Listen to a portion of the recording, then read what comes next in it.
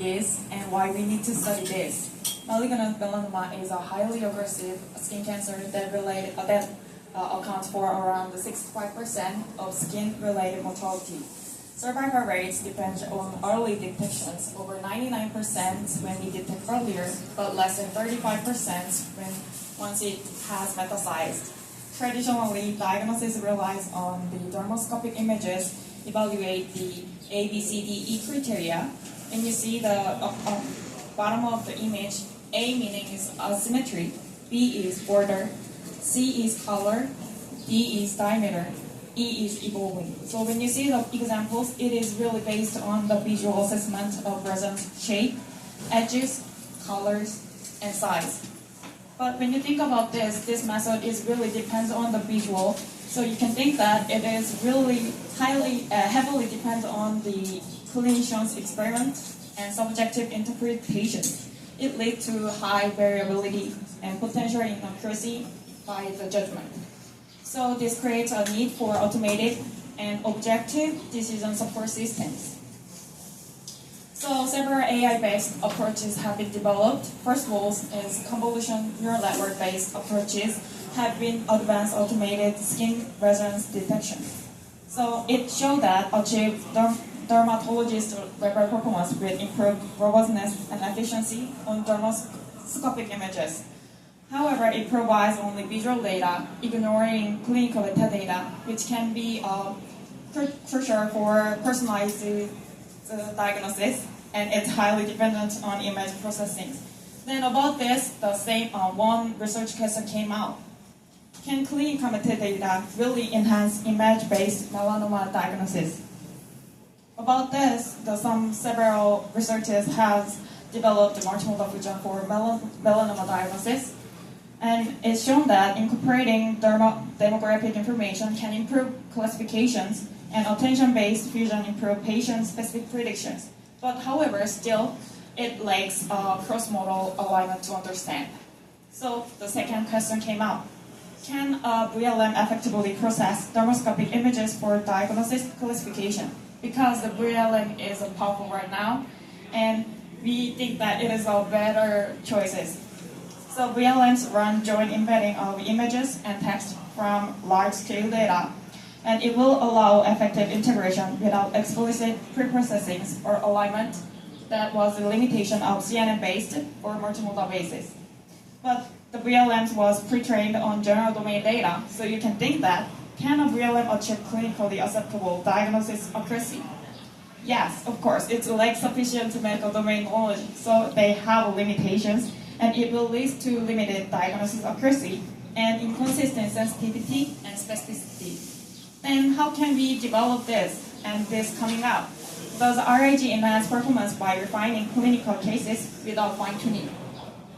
Based on the 4 research questions, we propose a multimodal diagnosis framework that incorporates a RAG strategy into a VLM-based system.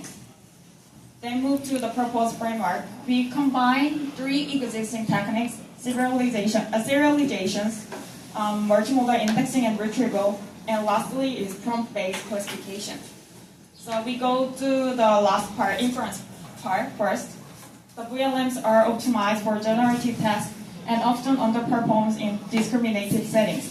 So we need to design structured prompts to understand the VLM's processing.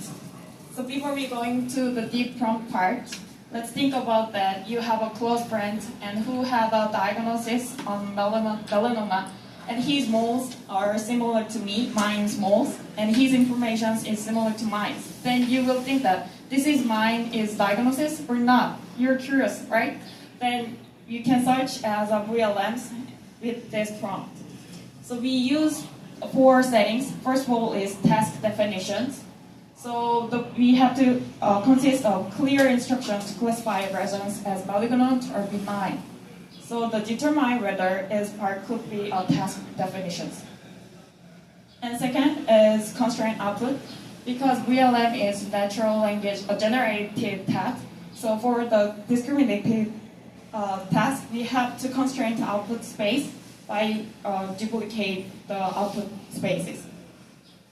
And third is contextual examples could be your friend's information or your close to information like this.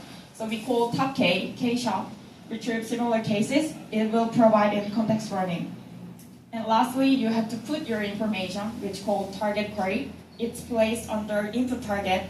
And when you don't have historical information or relevant system information, you can use as a zero-shot cases when you put only this input part, not this example part.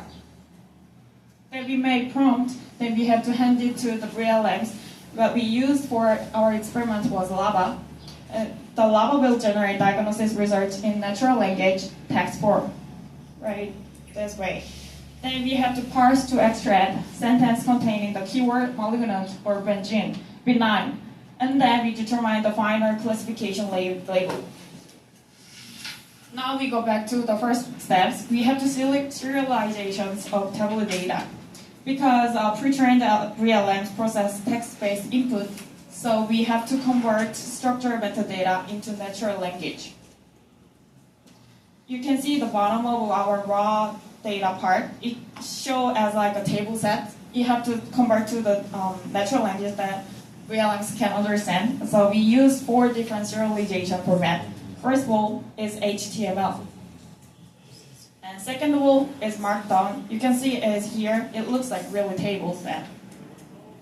And third is attribute value pair. It is a list part. And lastly, it is sentence. It goes feature is value. Then we have to store into the vector database of image and metadata pairs and equals multimodal indexing. Each patient record is transformed into a unified multimodal vectors, but we have 2 different modalities. So for image embeddings, we resize and encoding by using the CNN backbones, such as EfficientNet or ResNet.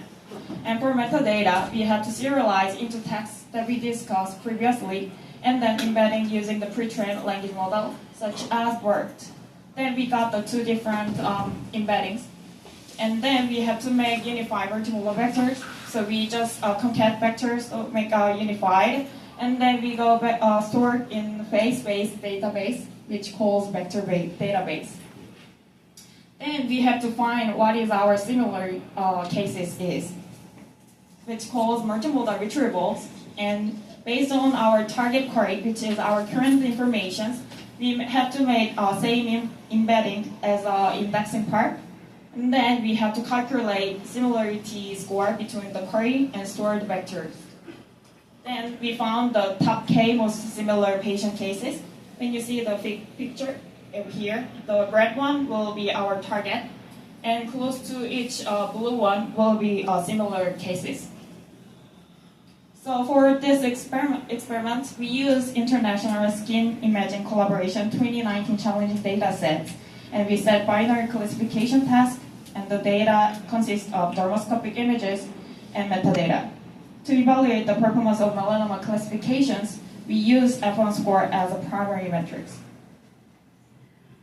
We tried lots of combinations of encoders and serializations, but we will focus on the 4 research questions. First of all, can clinical metadata really enhance image-based melanoma diagnosis? Based on the information result, we found that clinical metadata provides powerful diagnostic cues beyond what image reveals. That means that integrating clinical context is essential for reliable melanoma classification. And second question, can a VLM effectively process dermoscopic images for diagnostic classifications? Compared to the multimodal fusions and zero-shot VLMs, we can find that zero-shot VLMs outperforms only fusion method, and it means that zero-shot VLMs effective joint processing of dermoscopic images and clinical metadata. And thirdly, can a VLM achieve clinically acceptable diagnostic accuracy? Based on the result, we compare all other baseline methods. Zero-shot VLMs outperforms. It means that the efficiency of joint processing and it's showing the potential of generalization. But still, F1 score remains as a 0.3729. So it means that it's below the threshold for reliable clinical applications. So we need to for the further refinement. Then it's coming out our proposed result. Does RAG enhance performance by refining clinical cases without fine-tuning? Then we can show the result compared to the gel shot is 0.37 to 9, and compared to the two shot, it is 0.6864. It increased 84%. It means that RAG substantially improved endpoint scores without fine-tuning. It means providing relevant clinical cases, strengths, diagnostic reasoning capabilities. This is our conclusions. We propose a RAG VLM framework for malignant melanoma classification. Thank you for your attention, and I truly appreciate the opportunity to present here, and look forward to any question if you have. Thank you.